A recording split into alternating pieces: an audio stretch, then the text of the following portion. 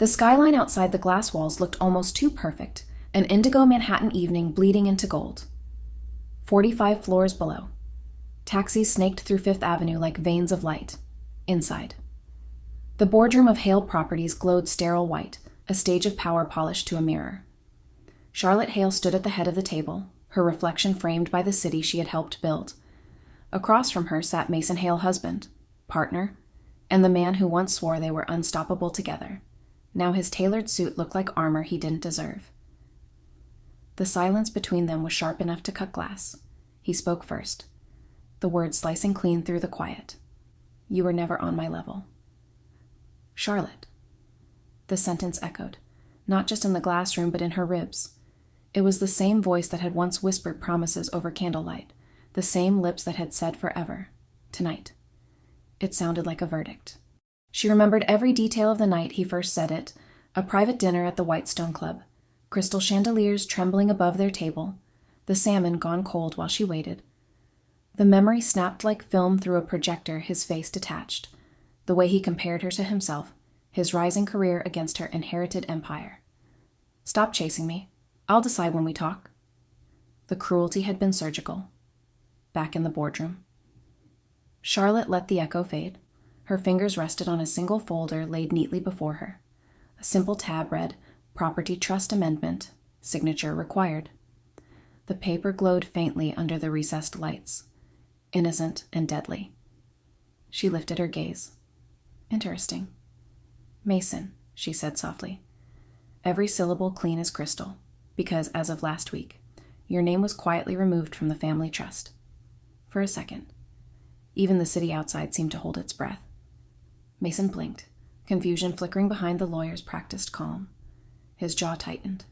"Removed," he repeated, as if the word itself was foreign. Charlotte smiled a controlled, expensive smile. "Yes. It's all very procedural. Clauses. Signatures. Witness acknowledgments. You of all people should appreciate the beauty of fine print." The conference phone light blinked red recording. The air conditioning whispered. Every movement, every heartbeat in that room seemed amplified. Mason reached for the folder, but she slid it just out of his reach. "Careful," she said. "That's the only executed copy. Wouldn't want your fingerprints smudging the evidence." He exhaled sharply, a laugh that wasn't really a laugh. "You think you can threaten me with paperwork?" "Not threaten," she corrected. "Inform." His eyes narrowed. "You can't just I can," she interrupted, her voice calm, almost tender. "Because while you were busy deciding when we talked, I was busy deciding who still had access to Hale assets. Turns out, timing is everything." Mason pushed back his chair, metal scraping against marble. "This is ridiculous." "I'm your husband, for now," she said, the words gentle but edged. "And a husband should know the difference between partnership and possession."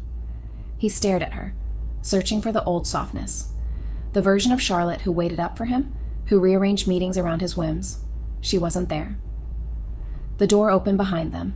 Evelyn Brooks, CFO and Charlotte's oldest friend, stepped in carrying a digital recorder and 2 signed witness pages. "Sorry to interrupt," she said lightly. "The board's waiting for your final acknowledgement. Charlotte." Charlotte didn't look away from Mason. "Give me 1 more minute." Evelyn nodded and withdrew, leaving the scent of her perfume and the sound of heels fading down the hallway.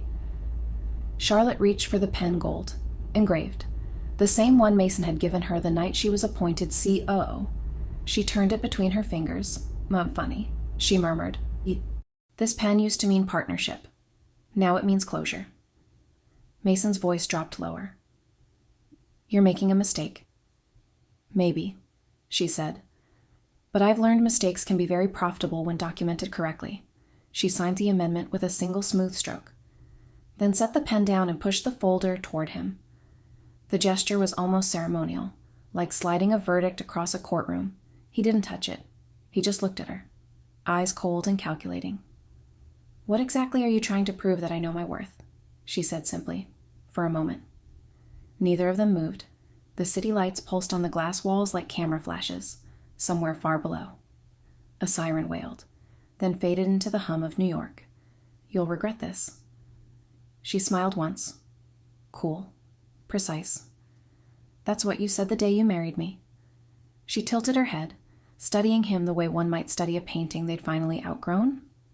Maybe, but not tonight. She walked toward the door, heels precise, posture unbroken. When she reached the threshold, she paused and looked back over her shoulder. Oh, Mason?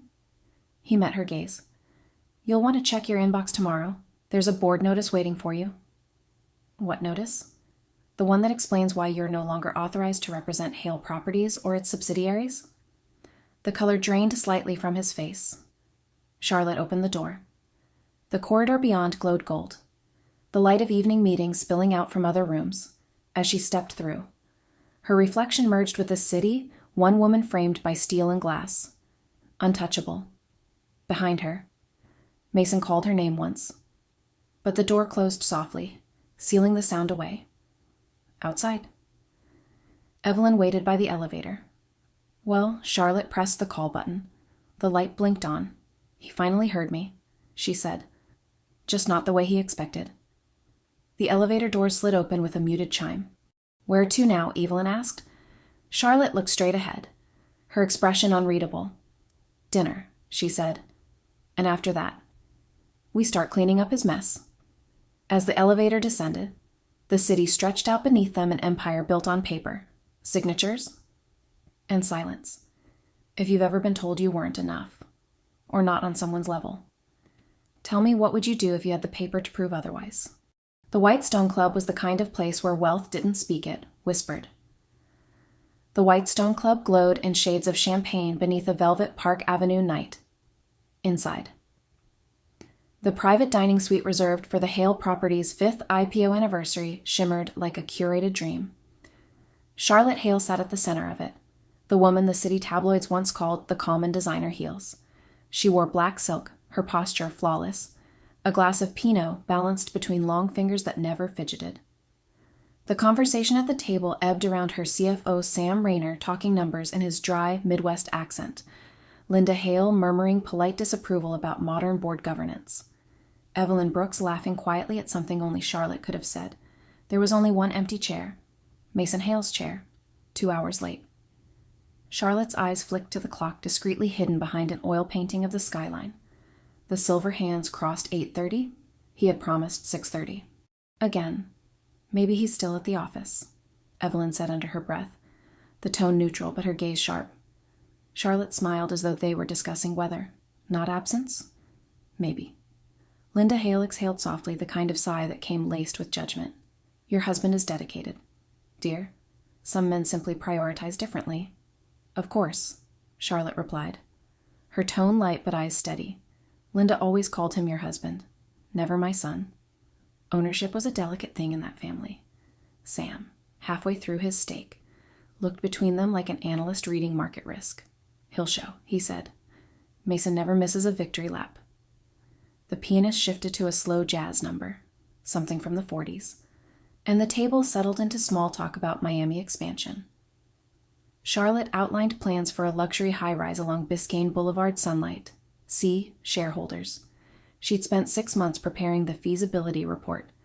Her voice carried the rhythm of certainty, the cadence of someone raised among contracts and corner offices, but behind her controlled words. Irritation pulsed like a faint heartbeat. The dinner wasn't just celebration, it was statement. Hale Properties is alive, strong.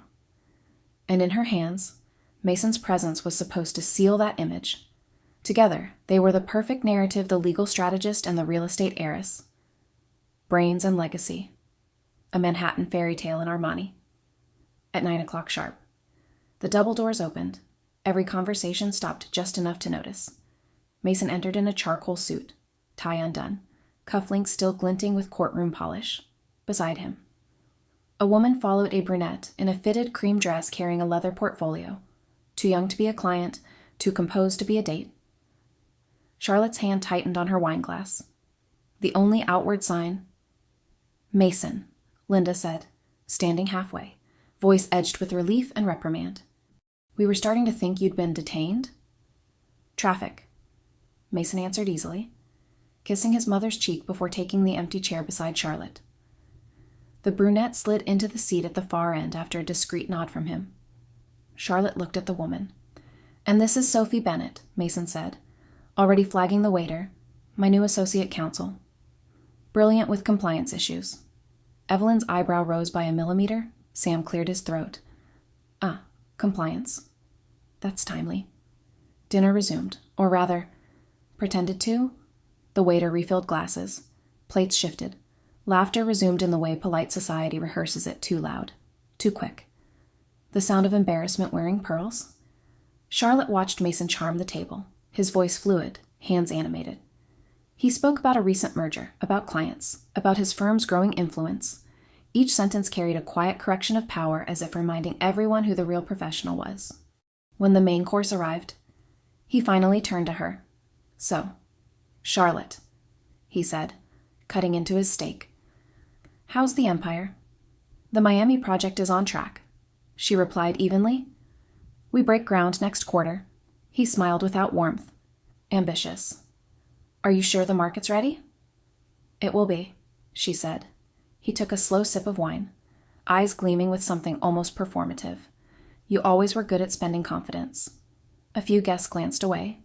Evelyn's fork paused midair. Charlotte didn't move. "And you were always good at arriving late and making it sound like strategy." His smile tightened. A lawyer's smile. "Let's stop pretending we're equals." "Charlotte." The table froze. Even the pianist missed a note. He leaned closer, voice dropping just enough for everyone still to hear. "From now on, I decide when and if we spend time together. Stop chasing me around the calendar like a client. It's exhausting." No one breathed. Charlotte blinked once, twice, the silence folding around her like glass. She reached for her napkin, dabbed the corner of her lips, and smiled faintly. "Then by all means," she said. "Take all the time you need." Mason smirked, mistaking composure for concession. "Glad we understand each other." Across the table. Evelyn's eyes met Charlotte's, a brief, wordless exchange that said everything. "I heard that. And I won't forget." Linda Hale shifted uncomfortably, whispering something about decorum. Sam pretended to study the dessert menu like it contained market secrets. Sophie looked down at her phone, guilty by proximity. Charlotte lifted her glass. "To Hale Properties," she said, voice steady, eyes unreadable. "May it continue to outlast its mistakes." The toast rang like crystal breaking. Later. As she left the club, the city air bit cold against her skin. Mason's laughter trailed behind her, smooth, practiced, hollow. Evelyn caught up on the marble steps, her voice low. "That wasn't just arrogance." She said, "That was intent." Charlotte looked up at the skyline where her father's buildings pierced the dark. "I know," she murmured. "Intent can be documented." A cab glided to the curb. She turned to Evelyn, expression calm, almost serene. "Tomorrow. Remind legal to pull the latest trust register. I want to check something."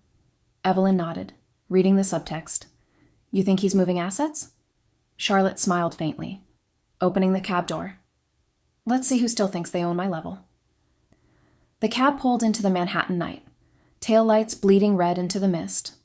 Above the city, Hale Tower gleamed like a crown, and inside it, a man poured another drink, unaware that the empire he tried to control had already begun to shift its balance under his feet.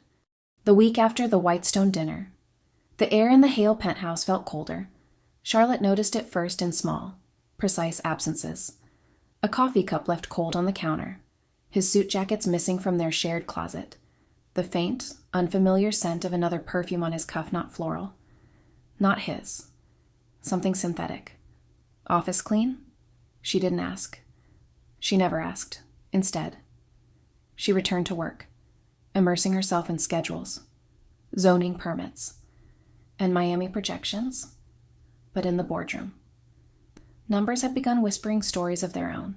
It started on a Tuesday.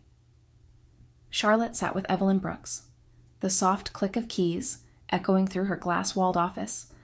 The financial dashboard for Hale Properties glowed on her screen, neat columns of order and transparency, until her cursor paused over a flagged transaction. "Evelyn," she said quietly. "Open that line again. The one marked Consultancy Transfer Marlin?" Evelyn frowned, typing. The entry expanded. $250,000, Marlin Trust Cayman. Memo legal facilitation? That's unusual, Evelyn murmured. No consultancy by that name in our vendor list. Charlotte leaned back, eyes narrowing slightly. Who authorized it? Evelyn hesitated. Finance tag says Mason Hale. A pause stretched, deliberate and heavy. Charlotte's voice stayed even. He doesn't have signatory power on corporate accounts anymore. Not since the last restructuring. Evelyn clicked again. He does. On a legacy subaccount. It's old pre-merger. Hardly anyone even remembers it exists. Her face stayed calm, but calculation flickered beneath the surface. Pull every document tied to Marlin Trust, and check if the authorization came from his firm's domain. Evelyn's eyes flicked toward her. You think he's diverting funds? Charlotte gave a small, almost imperceptible smile. I think Mason never does anything without a narrative. Let's find out what story he's trying to write. By Thursday. The story began to unfold itself. Evelyn slid an envelope across Charlotte's desk printouts. Wire confirmations, timestamps. The Marlin Trust wasn't new.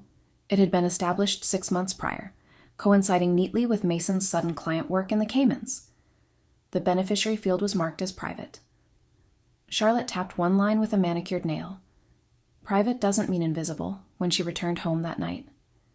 Mason was already there, pacing the balcony, phone pressed to his ear, his voice carried through the glass controlled. Rehearsed. Yes. The transfer's complete. Tell them I'll finalize the structure next week. He ended the call when he saw her reflection in the glass door. Work call, he said too quickly. Investment client. Temporary holding trust. Charlotte stepped onto the balcony, letting the night wind wrap around her like armor. Offshore. He blinked. Excuse me. The holding trust? She said calmly. You're setting it up offshore. He smiled thinly, the lawyer in him recovering fast. Sometimes clients prefer privacy. Clients, she repeated softly. And the privacy belongs to them. Not you. His tone hardened. You sound like you're interrogating me. Not yet. He stared at her, searching for emotion and finding none. You don't trust me? She met his gaze evenly. I audit patterns. Mason? Not people. He laughed once short. Sharp. Defensive. Relax. Charlotte, it's temporary. You'll see. She turned away, watching the city lights ripple below. Yes, she murmured. I will. The next morning, while Mason flew to Chicago for a law symposium, Charlotte met Evelyn for coffee at the plaza. Evelyn looked uneasy, phone screen glowing between them. You should see this, she said, sliding the device across. On the screen was a photo grainy, zoomed but unmistakable. Mason, laughing at a hotel bar in Chicago, Sophie Bennett beside him, her hand resting lightly on his sleeve. The caption read, Chicago M&A Conference, Hale and Partners Delegation. Charlotte studied the image without flinching. The smile, the body language, the casual familiarity. Who sent this A friend from the firm? Evelyn said. The pictures making rounds in their private chat. Charlotte scrolled, saw another angle, Mason standing too close, Sophie's eyes bright and fearless. Let it circulate, she said finally. Evelyn hesitated. You're not angry, anger's inefficient, Charlotte replied. It burns data you might need later. That evening, she returned home to the penthouse. Mason's suitcase lay open on the bench, half packed, half abandoned. A silk tie lay twisted beside it, the faint scent of unfamiliar perfume still clinging. She crossed to the study, where her father's old safe sat behind a panel of walnut veneer. The keypad recognized her fingerprint, unlocking with a soft metallic sigh. Inside lay documents older than their marriage trust deeds, stock certificates, legal memoranda from when Hale Properties was still a family business, not a traded empire. Charlotte pulled out a thick binder marked Hale Family Trust, Governance Deed. It bore her mother-in-law's neat initials on the spine, L. H. Linda Hale, guardian of legacy, gatekeeper of control. She carried it to her desk and began reading every clause, every subparagraph. The words unfolded like a map of power, rights of succession, voting control, asset protection. But one section caught her attention. Article 7's beneficiary restrictions. Her lips parted slightly as she read the fine print. Any beneficiary found to have engaged in conduct resulting in financial detriment or conflict of interest toward Hale Properties shall forfeit all trust entitlements upon formal notice by the Board of Trustees. Charlotte sat back, the city's glow reflecting in her eyes. A quiet exhale escaped her. Not surprise, not fear recognition. In the silence of that penthouse, she traced the clause with her fingertip. Then maybe, she whispered, it's time I decide what you still own. The safe clicked shut behind her.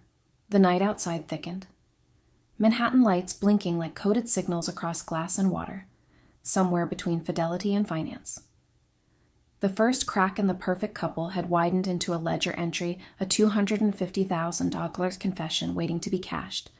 The next morning, Manhattan woke beneath a drizzle fine enough to look like glass dust. Inside Hale Tower. The executive floor pulsed with quiet rhythm keyboards, muted footsteps, espresso shots firing like clockwork. Charlotte Hale stood in her office overlooking the gray skyline, the storm mirrored in her eyes. Evelyn Brooks arrived without knocking, laptop hugged against her chest.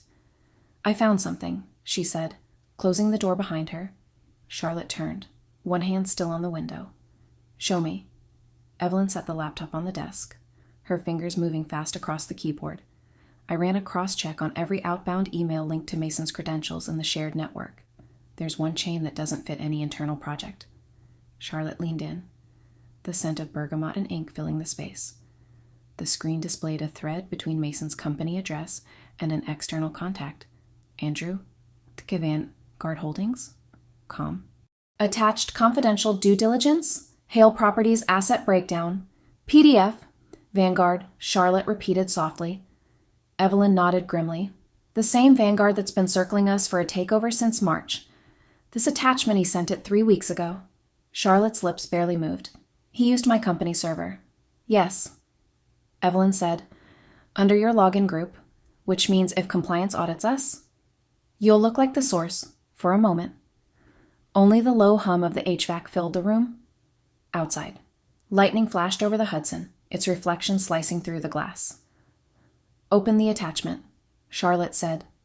Evelyn hesitated. Charlotte, if it's what I think it is, open it. The file loaded slowly, line by line. Internal asset valuations, future project schedules, debt restructuring drafts that had never left Charlotte's private office. Pages stamped confidential. Internal use. Only. Charlotte's pulse remained steady, though her jaw tightened. He leaked our internal models, she said. He's feeding them to the one fund that stands to profit most if our valuation drops. Evelyn closed the file quietly. That's industrial espionage. Charlotte looked at her friend expressionless, like marble. No, that's motive. Evelyn frowned. For what Charlotte's gaze flicked to the folder marked Marlin Trust, for everything he's about to lose. She crossed to the printer by the wall and hit print all. The machine came alive with a whir, spitting out sheets that smelled faintly of toner and betrayal. Evelyn gathered them wordlessly, stacking each page with accountant precision. When the last page slid out, Charlotte took them, clipped the stack neatly, and slid it into a leather folder. With a black marker, she wrote in clean. Deliberate letters. Marlin Trust files.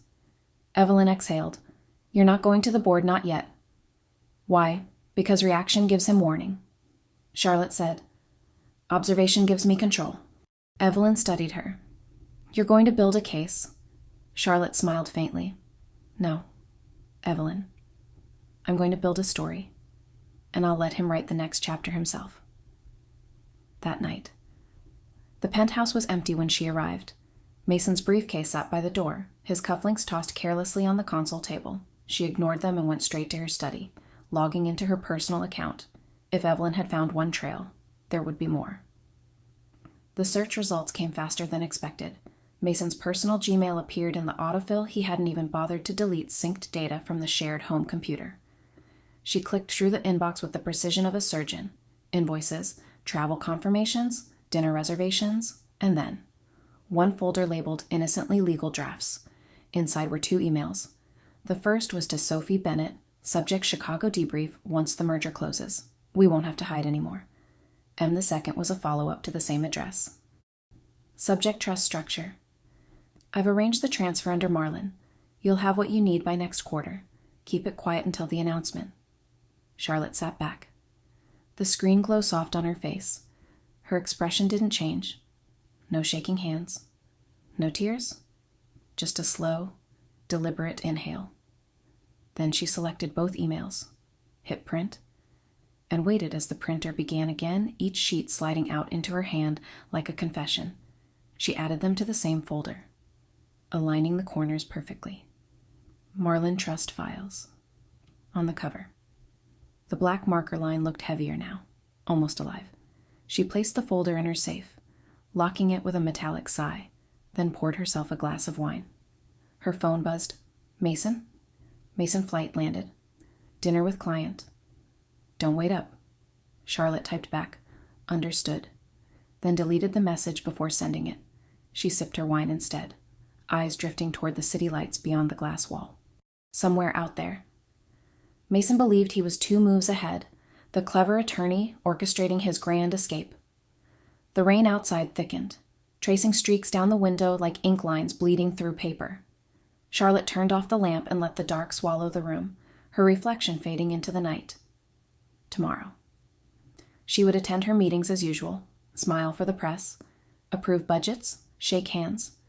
Mason would continue thinking she was still the quiet, compliant wife, the one who waited for his attention, the one who would forgive. But inside her safe, sealed behind steel and velvet, lay something new, not just evidence, narrative, and when the time came, it wouldn't. The following Monday. Charlotte walked into the marble lobby of Trent & Caldwell, LLP, a firm so discreet it didn't even have a website. The receptionist simply nodded and said, Ms. Hale? Ms. Trent is expecting you. Olivia Trent's office overlooked Central Park. The view was all autumn trees and quiet money. Olivia herself was in her 40s, with sleek silver hair and the calm of a woman who had seen 100 marital empires implode before lunch. She gestured to the folder in Charlotte's hands. You said it's urgent. Charlotte laid it on the desk. Marlin Trust Files. I want to understand my options. Olivia opened the folder and began reading. The silence that followed was absolute, punctuated only by the turning of pages and the soft hum of the city below. When she looked up, her tone had changed. He used your company domain to send internal data to a rival fund. Charlotte nodded once. That's not just breach of confidentiality, Olivia said. That's violation of the marital NDA if your prenup included the clause I think it did. Charlotte's gaze was steady. It did? I insisted on it. My father's lawyer drafted it. Olivia turned to her computer, typing rapidly. Let me confirm something. After a few minutes, she swiveled the screen toward Charlotte. Highlighted in yellow was a paragraph buried deep within the prenuptial trust integration clause. Any party who discloses proprietary information or facilitates transfer of confidential assets connected to Hale properties, directly or indirectly, forfeits all marital claims to joint equity, trust disbursements, and property entitlements. Charlotte read it once, then again. So if Mason leaked those documents, he forfeits everything, Olivia finished. Trust rights. Equity in Hale properties? Even the marital condo. Since it's held through the Hale Family LLC, you could walk away with the entire estate intact? Charlotte's lips curved, just barely. Good. Do you want to file immediately? No, Charlotte said, her voice soft but edged with steel. I want to move quietly. Olivia studied her for a long moment. You're not planning to warn him. There's no need. I want him to underestimate me, not fight me. Olivia leaned back, a smile ghosting across her face. You're your father's daughter. Over the next week.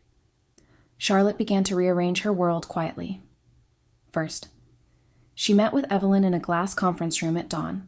We're creating a new subtrust, Charlotte said. Name it Cedar Bloom Trust. Transfer my shares into it under Section 4 of the Beneficiary Protection Clause. Evelyn blinked. That isolates your voting rights. Exactly. It makes them untouchable. By noon. The paperwork was executed. A new trust. Entirely under Charlotte's personal control, sat behind encrypted layers of corporate law beyond Mason's reach, beyond Linda Hale's oversight. Next came her personal assets. She retained a corporate agent in Delaware, quietly filing the creation of Cedar Bloom Holdings, LLC, a bland name among thousands, yet destined to own her entire portfolio. Within 48 hours, her apartments, art collection, and dividend accounts had new registrations. The surface of her life looked unchanged. The foundation, however, had shifted completely. Then she made one final move she called IT security. "This is Charlotte Hale," she said smoothly. "Effective immediately. Remove Mason Hale's credentials from all internal systems. No discussion, no notification." The technician hesitated. "Mr. Hale is listed as legal counsel. He's no longer authorized counsel," she interrupted. "File under compliance review. Quietly." Within minutes.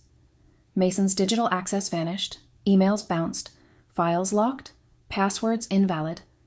That evening, he noticed, at 9 o'clock. Charlotte was reviewing architectural renderings in her home office when the door opened hard enough to rattle the hinges. Mason stood there, tie loose, phone in hand, fury simmering beneath the polish. "What the hell did you do?" Charlotte looked up, her tone neutral. "Good evening." "Mason?" "My credentials are revoked. Sam's not taking my calls. Clients are calling me, saying contracts are being pulled. Did you orchestrate this circus? I have no idea what you're talking about," she said, eyes returning to her documents. "Don't lie to me." "I'm not," she said simply. Maybe the system finally recognized an unauthorized user? His eyes narrowed. "You're enjoying this?"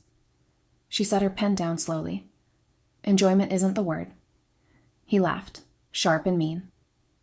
"You think you're clever. Hiding behind lawyers, the only reason you were relevant in this city was me. I made you relevant." "Charlotte, don't forget that." She looked up, her expression unreadable. "You mistake relevance for reliance. I never needed you to exist." "Mason?" "Just to reveal yourself." He stepped closer, voice dropping. "You think this changes anything? You'll come crawling back when the board realizes you can't manage the firm alone."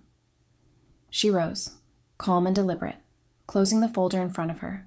"If they doubt me, they'll open the books. And when they do, they'll see every wire transfer you made to Marlin Trust." The color drained from his face. "You can't prove that." Her gaze was cool as glass. "Oh, Mason. That's the one thing I never say unless I already can." He stared at her, breathing hard, searching for some trace of fear, of emotion, of weakness. There was none. Charlotte brushed past him toward the door. "Lock up when you leave," she said quietly. "And if you're wondering how you lost control of the system, remember you taught me everything about access." When the door closed behind her, Mason stood in the stillness of his own undoing. Somewhere deep inside the building, servers purged his credentials line by line, erasing him from a network he once thought was his domain. Upstairs, Charlotte stood on the balcony, watching the city lights pulse in steady rhythm. Her phone vibrated a text from Olivia. All filings confirmed. "Cedar Bloom is active. He's out of the trust chain." Charlotte typed one line back. "Perfect. Let him think it's still his move." Below her, the city buzzed with illusion. Above it, she planned her next step, not revenge. Control disguised as calm. And this time, she wouldn't surrender it again. For 2 weeks. The air in the Hale penthouse softened like a storm pretending to be spring. Mason began waking early, making coffee, even leaving handwritten notes on the kitchen counter. Lunch at Cipriani. "Let's talk." The change was so deliberate it almost looked rehearsed. Charlotte noticed everything. The sudden gentleness, the careful apologies woven into casual sentences, the way he started saying "we" again. Still, she let him perform. Reflection was safer than reaction. One evening, Mason came home early, carrying a small velvet box. The dining room glowed amber in the sunset dye, her wine glass half full, her work files spread like blueprints of quiet war. He stood in the doorway for a long moment, studying her. Then, with the air of a man unveiling sincerity, he said softly, "I owe you an apology." Charlotte looked up. "For what?" "For forgetting what we used to be." He stepped closer, opening the box. Inside was a gold watch, Elegant, classic her style. The back gleamed with engraving C+M forever. He fastened it around her wrist himself, his fingers lingering a second too long. I thought maybe we could rebalance things. Start over. You've always been the center of this family. Charlie. The name Charlie hadn't passed his lips in months. It fell with practiced intimacy. Charlotte studied the watch, its weight precise and cold. You don't strike me as a man who believes in balance, she said quietly. Mason gave a small, rueful smile. Then let me try believing again. She tilted her head. What do you want? Mason? He met her gaze with convincing warmth. Just peace. And maybe a little trust. A few days later, Mason suggested they review a few pending company matters together. Like before, he brought champagne, laughter, and printed packets bound with polished confidence. It's just the usual annual proxy vote forms, he said. Pouring her a glass. Routine authorization so I can represent both of us at the next shareholder meeting. You've been busy, and the board likes unified signatures. Charlotte skimmed the pages. Her name appeared beside his on every clause. It looked standard, boring, familiar. Still. She hesitated. Mason noticed. Charlie, it's just paperwork. Same as last year. He placed a hand over hers, warm, firm, rehearsed. Let's not keep rebuilding walls. The tone, the timing, even the touch, all of it almost worked. She smiled faintly. All right. He handed her a pen, the one engraved with their initials. Charlotte signed fluid. Elegant, unguarded, Mason exhaled, relieved. The act nearly perfect. Thank you, he murmured. You have no idea what this means. But what he didn't see, what he could never imagine, was the quiet red light blinking in the corner of the room, the tiny lens embedded in the edge of her desk lamp. Charlotte capped the pen, placed it down gently, and took a slow sip of champagne. To new beginnings, she said. He clinked his glass against hers. To forever. When he left, the penthouse returned to its usual stillness. Charlotte waited until the elevator doors closed before reaching into her desk drawer. From it, she retrieved the same document Mason had brought, but this one bore a different footer. Draft copy, not for submission. She had printed the proxy authorization form herself earlier that week, anticipating he might try something. The one she signed wasn't the official corporate version. It was a facsimile she'd prepared, line for line, to match. She pulled up the desk camera feed, scrubbing back to the moment her signature glided across the page. The lens had captured everything: the timestamp, the dialogue, the file header on Mason's copy, clear evidence that he'd presented her with a false version of company paperwork under emotional pretext. Charlotte exhaled slowly, saving the footage to a secure drive labeled Dupe Files 1126. At that exact moment, several blocks away, Mason sat in his firm's private lounge, emailing an investor contact. The whiskey in his hand reflected the city's light like liquid deceit. Once my wife signs the merger proxy, I'll regain full control. The board will approve next week. He hit send and smiled at his reflection in the window, calm, satisfied, certain. Evelyn appeared in Charlotte's office, face pale, phone clutched in her hand. You need to see this, she said. Charlotte turned from the window. What now? Evelyn placed the phone on the desk.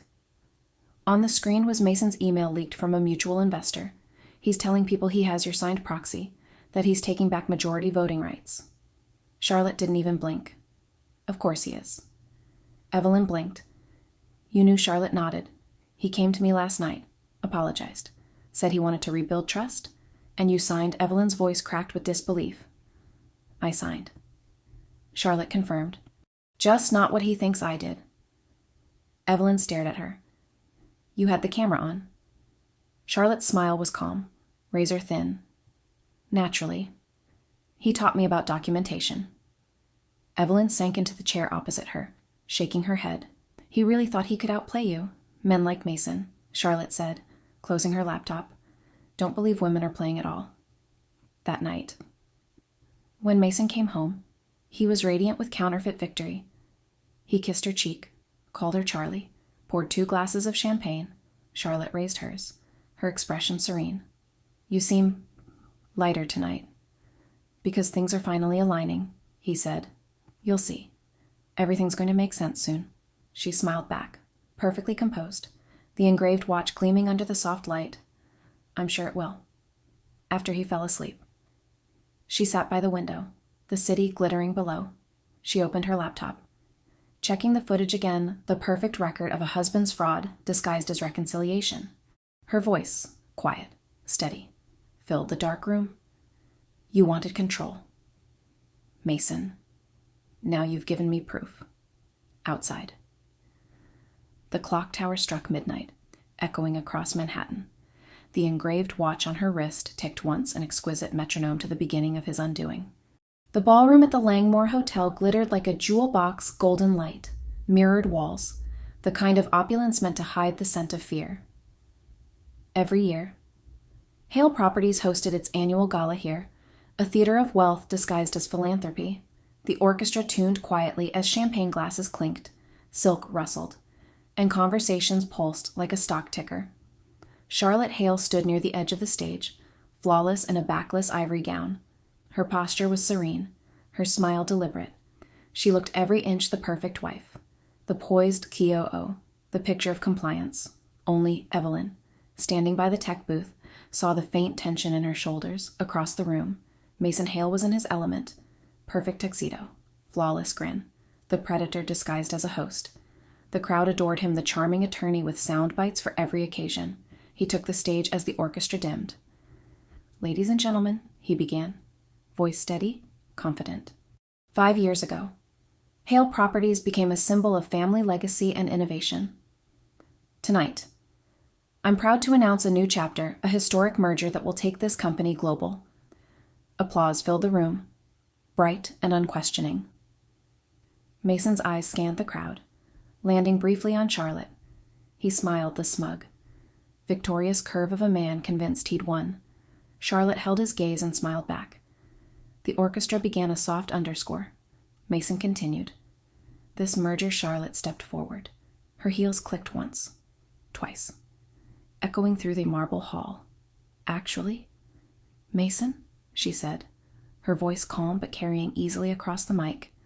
About that merger? The orchestra faltered, the pianist's hand freezing mid-chord. All eyes turned. Mason blinked. Surprised but still in performance mode. Darling, he said smoothly. Perhaps we can talk about No, Charlotte interrupted gently. Let's do it now. After all, transparency is good business. A ripple moved through the crowd, polite confusion laced with curiosity. Charlotte turned toward the projection screen behind them. Evelyn, would you mind the lights dimmed slightly? The massive screen flickered, revealing the Hale Properties letterhead, then an email, Mason's email, from Mason, Hale Properties, com, to Andrew, Co-Vanguard Holdings, com, subject confidential, due diligence, Hale Properties, asset breakdown. Charlotte's voice was steady. 3 weeks ago, this message was sent from our company domain to a competitor currently negotiating this supposed merger. Attached were valuation models, debt restructuring drafts, and internal forecasts, data only 3 people had access to. The crowd murmured, uncertain, restless. Mason's smile stiffened. Charlotte, this is inappropriate, is it? She asked, her tone soft. Clinical. Because what's truly inappropriate is industrial espionage, especially when it's performed by a spouse bound by a marital trust. Another slide appeared, wire transfer records, $250,000 to Marlin Trust Cayman. Evelyn's hand hovered over the clicker. Following Charlotte's subtle nods, Charlotte turned back to the audience. This is the transfer that funded the scheme. The account belongs to a trust Mason created, conveniently named after the offshore entity he's been hiding. Gasps rippled across the tables. Cameras lifted discreetly, whispers turned to shock. Mason took a step forward. Voice clipped. Charlotte, this is slander. Charlotte smiled faintly. Then you'll have no issue with me reading your own words. She clicked to the next slide, another email. Once the merger closes, we won't have to hide anymore. The The ballroom fell silent, so silent the soft hum of the projector became a heartbeat. Mason's composure cracked, his voice rising. You don't understand, this was strategy. Negotiation? You're twisting Sam. Charlotte called, eyes still on Mason. Would you confirm what our legal department found, Sam Rayner? The CFO stood reluctantly from his table. His face was pale. It's true, he said into the silence. The transactions originated from Mason's authorization codes. Compliance verified the leak. The words hung heavy. Final. Charlotte's voice was calm, almost tender. You shared confidential data with a competitor, Mason, and according to Clause 7.2 of our marital trust, she held up the document. Embossed and sealed, you just forfeited every share you thought you controlled. A collective inhale swept through the ballroom. The line between wealth and ruin had just been drawn in front of 300 witnesses. Linda Hale, seated near the front, pressed a trembling hand to her forehead. Her voice was barely a whisper. Oh, Mason. What have you done? He turned toward his mother, his mask collapsing. Mother, she's lying. But Linda shook her head, eyes glossy with humiliation. The clause is real. Mason. Your father added it years ago. You've destroyed yourself. Charlotte lowered the document, the spotlight soft on her face. I didn't destroy you, she said quietly. You just signed your own exit clause. The room went silent. The orchestra stood frozen mid-note, the donors wide-eyed, phones discreetly filming. Mason's entire world, his status, his narrative, his control crumbled under the sterile light of truth. Charlotte turned toward the audience with the composure of someone closing a board meeting. Ladies and gentlemen, I apologize for the interruption. There will be no merger. Hale Properties remains independent and under ethical management. Applause didn't come immediately. Shock needed its own silence first. Then, like a wave finding courage. The room erupted. Evelyn appeared beside Charlotte, whispering. Security's handling press at the door. He can't spin this. Charlotte nodded once. Good. Let him try. Mason reached for her arm, his voice breaking. You set me up. She looked at him, her expression merciful only in its restraint. No. Mason? You set yourself up. I just gave the truth a microphone. As she walked off stage, applause swelled, flashes ignited, and the orchestra found its rhythm again, playing a triumphant crescendo that drowned his protests. Outside. The city glittered like judgment. Charlotte stepped into the cold night air, the lights of the Langmore reflecting off the marble steps behind her, in her hand. The Marlin Trust files folder caught the glow of passing headlights. It gleamed like a verdict. Somewhere inside the ballroom, a man who once believed himself untouchable finally learned what silence could sound like when the world stopped listening. The morning after the gala, the tabloids screamed. Hale heiress exposes husband in corporate betrayal, merger scandal at Manhattan's most exclusive ball. Every headline shimmered with the same combination of disbelief and delight. The city devoured scandal like sugar. But she saw the headlines, but they no longer mattered. She was already moving on to the next phase. At dawn, she sat in the corner office of Trent and Caldwell LLP, sunlight slicing through the blinds, gilding the piles of documents before her. Olivia Trent entered quietly, carrying 2 lattes and a folder stamped confidential. Trust actions. Everything's ready, Olivia said, placing the file down. The board witnessed your declaration last night. We can officially trigger the marital breach clause. Charlotte looked up, eyes calm, voice even. Freeze the Marlin Trust accounts first. Priority 1. Olivia nodded. Already done. Cayman Authority confirmed they received the injunction order at 6:04 a.m.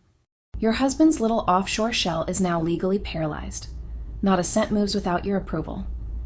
Charlotte exhaled softly, as though releasing 3 years of restraint, and the clause Olivia opened the folder, and turning it toward her.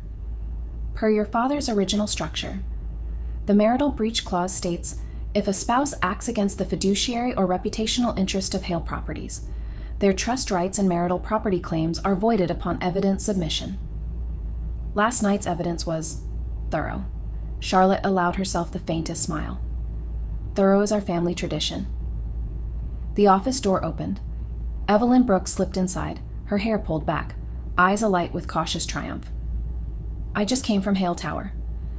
Press is camped outside, but the board's backing you unanimously.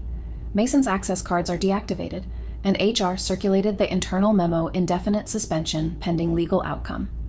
Charlotte nodded. Steady. Good. Let's make sure compliance files the final report with the firm he represents. I want this to follow him professionally. Olivia slid another document across the table. Divorce filing, draft. We attach every piece of evidence emails, wire transfers, the proxy dupe footage, and the witness affidavits from the gala. Charlotte flipped through the pages, scanning each section like a composer reading sheet music. Add the trust clause references. I want the petition airtight. He'll try to spin it as misunderstanding or emotional manipulation. Evelyn scoffed. He can't spin what's notarized. Charlotte closed the folder, her fingertips resting on its embossed edge. He'll still try. Mason's never accepted losing control of the narrative. Olivia hesitated. Are you ready for this to go public divorce filings draw attention? Charlotte met her eyes. This isn't revenge. It's documentation. And he documented his own downfall long before I had to. The three women sat in silence for a moment. The kind of silence filled with weight law. Loss. Liberation. Hate afternoon. Charlotte drove to Westchester, to the estate her father had built long before Hale Properties had a tower in Manhattan. At her father's estate in Westchester. The house still smelled faintly of cedar and old books untouched, unhurried, inside his study. Sunlight spilled across shelves lined with trust deeds and family ledgers. Charlotte opened the top drawer of his desk and found the letter she'd read only once before, the one sealed inside the original Hale family trust. Her father's handwriting flowed across the page. Power is never loud. Darling, it's paper and silence. The day you stop explaining yourself is the day you start winning. Charlotte read it twice, then folded it neatly and slid it back into its envelope. The scent of cedar clung to her fingertips. Downstairs, her phone buzzed. Mason Hale, 12 missed calls. Voicemail 1, Charlotte. We need to talk, please. Voicemail 3. The firm suspended me. You know I didn't mean for this to happen. Voicemail 5. You've made your point. Let's fix this privately before it gets worse. Voicemail 9. You're destroying both of us. She deleted them all without listening to the last one, later, when she returned to Manhattan. The doorman at her building handed her a bouquet roses, of course, white and perfectly arranged. The card read, Forgive me. Let's start over. She didn't take them upstairs. Instead, she placed them gently on the marble counter beside the elevator, turning to the concierge. Donate these somewhere they'll actually matter. In her apartment. The city lights pressed against the windows, the skyline glowing like a contract written in gold. She poured a glass of Chardonnay, the air quiet except for the hum of traffic below. On her coffee table lay a neat stack of papers, the final divorce petition, the trust freeze confirmation, the proxy video transcript, every piece aligned, every signature pending. Charlotte signed the last page with deliberate care. The pen stroke was clean, unhurried, a quiet execution of closure. Her phone vibrated again. A text from Mason. You win. I'll sign whatever you want. Just meet me, please. Charlotte stared at the screen for a moment, then typed one word, no. She didn't hit send. She deleted the draft instead. Some words, she decided, didn't deserve to exist. Outside. Thunder rolled softly across the skyline. Charlotte stood by the window, watching the reflection of her father's letter on the glass. Power is never loud. It's paper and silence. She whispered it once, tasting the truth in every syllable, somewhere across the city. Mason Hale sat in an office stripped of access, stripped of allies, staring at frozen accounts he could no longer touch. He sent another message, another plea, another bouquet to a woman who had already moved past needing apology. Charlotte poured herself another glass of wine, her reflection merging with the city beyond. Tomorrow. The papers would be filed. Tonight. She would let the silence do the talking. Monday morning broke sharp over Manhattan. The lobby of Baker & Rowe humming with ambition and coffee. The lobby of Baker & Rowe LLP buzzed with its usual rhythm, paralegals clutching coffee. Junior partners whispering strategy, the scent of ambition and printer toner thick in the air. At 8:47 a.m., the elevator doors opened, and a courier in a navy jacket stepped out, leather folder in hand. He walked straight to the reception desk and asked, "Delivery for Mr. Mason Hale. Urgent and personal." The receptionist blinked. "He's expecting something?" The courier smiled politely. "He will now." Moments later. The man everyone in the firm used to envy handsome. Brilliant. Charming. Mason Hale stepped into the lobby. His tie was perfect, his confidence still intact. Until he saw the folder embossed with a gold seal that read, Trent & Caldwell, LLP, Legal Service Notice. He signed for it with the casual arrogance of habit, but when he broke the seal, the first page froze his hand midair. Petition for dissolution of marriage. Charlotte Elizabeth Hale versus Mason Reed Hale. Attachment Trust Amendment. Notice, termination of beneficiary rights, marital breach, clause invoked. Behind him, conversation stuttered to silence. Paralegals pretended not to look. One whispered, "Is that a serve?" Another murmured. In the lobby, Mason's jaw tightened, color draining from his face. The courier gave a courteous nod, turned, and left. By the time the elevator doors closed behind him, Mason was standing alone in the center of the firm's marble lobby, papers in hand, reputation unraveling. He flipped to the final page and saw it Charlotte's signature. Sharp and clean, the same one he used to watch glide across contracts they'd built together. Below it, Olivia Trent's witness line gleamed in ink. The amendment was real. Filed. Irreversible. A partner approached, his tone cautious. "Mason? There's been a call from the managing committee. They want to see you upstairs." He didn't move. Couldn't. The world had gone too still. His phone buzzed in his pocket, press alerts lighting up the screen. Hale divorce filing confirms corporate breach. Hale Properties COO invokes marital clause, $400 at stake. His hand shook slightly as he turned off the phone. Somewhere deep inside, the realization sank in the woman he'd underestimated had outdrafted him. Across the city, cameras flashed inside Hale Tower. Charlotte Hale stood at the podium, composed and luminous beneath the spotlights. Behind her, a backdrop of skyline photography framed the new company slogan, Independent, Ethical, led by women who built. Reporters filled every seat. Evelyn stood to her left, calm and steady as ever. Charlotte's voice was clear, deliberate. After recent events, I want to assure our investors, employees, and partners that Hale Properties remains and will remain independent. There will be no merger, no acquisition. What defines us is not the noise of scandal, but the integrity of structure. And from this day forward, that structure will be women-led. A murmur of approval rippled through the room. Cameras clicked. The board members behind her exchanged quiet nods. Charlotte paused, letting the moment breathe. Then she added, with that precise calm that made every word feel notarized, transparency, accountability, and trust are not slogans. They're contracts. Applause broke like thunder. Evelyn leaned in, whispering. That was a full checkmate. Charlotte's eyes didn't leave the crowd. It wasn't a game. She said softly, it was documentation. After the press cleared, she returned to her office. Olivia waited by the desk, holding a thick envelope. It's time, the lawyer said. Charlotte took the envelope, opened it, and withdrew the final trust deed of transfer. Her pen glided smoothly across the page. With that signature, every asset real estate, stock, intellectual property shifted from the Hale Family Trust to a new entity, Cedar Bloom Trust, solely under her control. Olivia watched her sign. It's done, she said. He has no standing. Every asset tied to him is frozen under breach review. Charlotte nodded, her gaze steady. Good. Cedar Bloom stands on its own. No shadows left.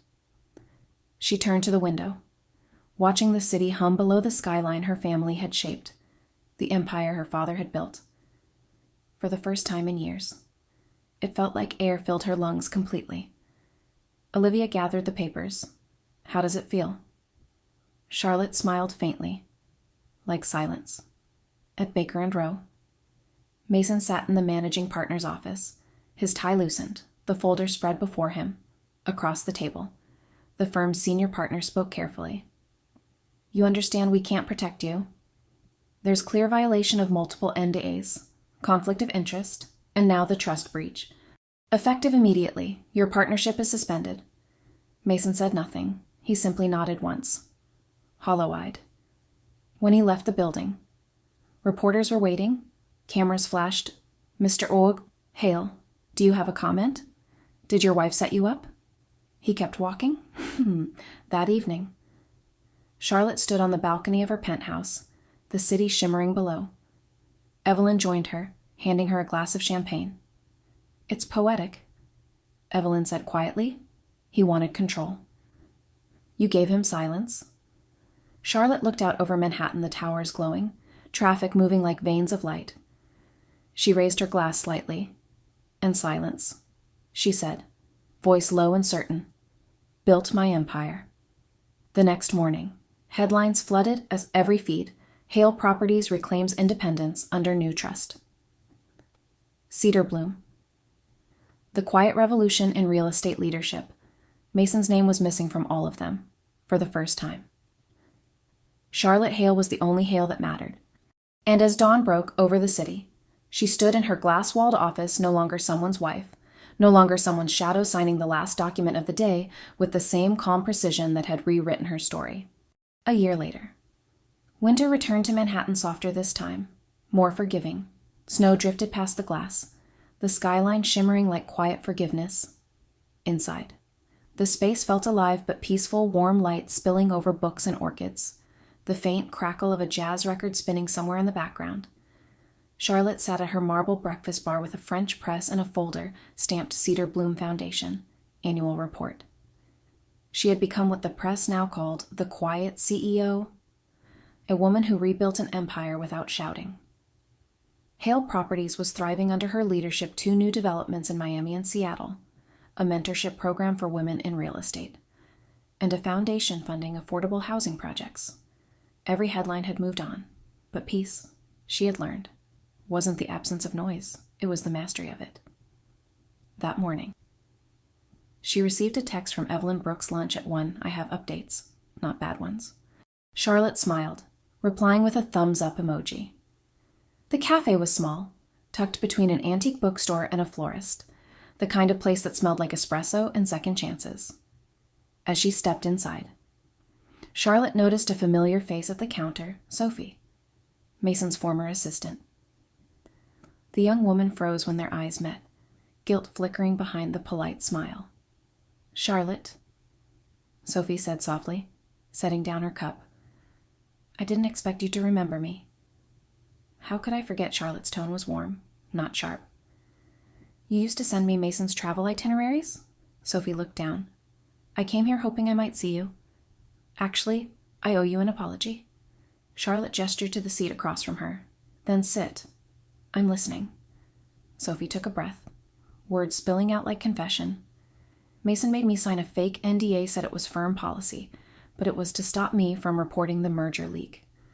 He told me if I said anything, I'd lose my job and my visa. Her voice trembled. I knew it was wrong, but I was terrified. When the gala happened, I thought I'd be ruined, but instead, it was like watching justice happen in real time. Charlotte listened quietly, her hands wrapped around her coffee mug. You were caught in his shadow, she said finally. I know what that feels like. Sophie blinked. I never thanked you. For ending it? Charlotte smiled faintly. Don't thank me. Just don't let fear own you again. They spoke for an hour about trust, new beginnings, and the strange relief of truth before leaving. Charlotte slipped Sophie a business card. Call this number, she said. It's the Hale Foundation. We're hiring program coordinators for the Women's Legal Initiative. I think you'd fit. Sophie's eyes widened. You'd do that for me. After everything. Charlotte interrupted gently. Forgiveness is cheaper than revenge, and infinitely more strategic. That evening, Evelyn arrived at the penthouse carrying takeout and a knowing grin. So, she said, setting down the bags, I have news you'll want to hear before dessert? Charlotte poured them each a glass of wine. If it involves Mason, save it until I finish my pasta. Evelyn laughed. It involves him. He's trying to contest the trust and civil court claims you manipulated him into forfeiture. Charlotte arched one brow, unbothered. He can't. Evelyn blinked. Can't what Charlotte walked to her study. Returning with a slim leather folder, she opened it to reveal a single page, the final Cedar Bloom Trust addendum, notarized in blue seal.